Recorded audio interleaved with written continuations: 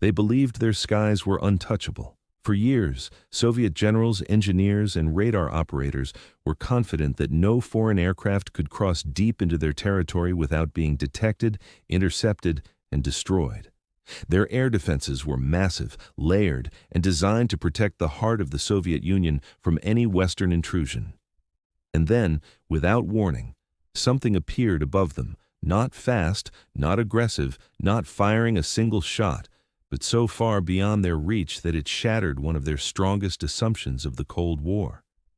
The United States had built an airplane that could fly where the Soviet Union believed flight was impossible. In the mid-1950s, the Cold War was no longer just a political struggle. It was a race against uncertainty. American leaders needed answers, real answers, about Soviet nuclear weapons, missile development, and military readiness. Guesswork was dangerous. Assumptions could start wars, satellites did not yet exist, and conventional reconnaissance aircraft would be shot down within minutes. The problem seemed unsolvable. But instead of accepting the limits of existing technology, American engineers chose to ignore them entirely. What emerged from that decision was the U-2 spy plane, an aircraft so unconventional that even its own pilots described it as fragile. Long, narrow wings, lightweight construction, no weapons, no speed advantage. On paper, it looked vulnerable. But the U-2 was never meant to outrun the enemy. It was designed to rise above them. Flying at altitudes exceeding 70,000 feet, the U-2 entered a realm the Soviets had never seriously prepared to defend. At that height, their fighters could not climb high enough, their missiles could not reach, their radar systems struggled to make sense of what they were seeing. When the first U-2 missions began crossing Soviet airspace, confusion spread quickly through air defense networks. Radar screens showed faint contacts appearing where no aircraft should be able to exist. Interceptors were launched, only to fall back as engines lost power in the thin air. Pilots reported visual contact with nothing they could approach. At first, Soviet commanders assumed malfunction, faulty equipment, atmospheric interference, human error. The idea that the United States had already surpassed them in this domain seemed unthinkable. But the sightings did not stop. Mission after mission, the strange intruder returned. And slowly, an unsettling realization began to take hold within Soviet intelligence circles. This was not a glitch. This was not a bluff. The Americans were flying over the most sensitive areas of the Soviet Union with near impunity.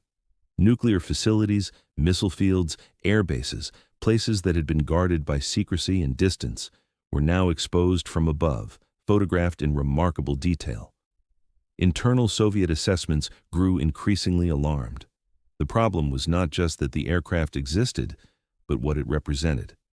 The U-2 revealed a gap, not just in altitude, but in thinking. American strategy had not tried to overpower Soviet defenses directly. It had simply gone around them, higher, quieter, smarter.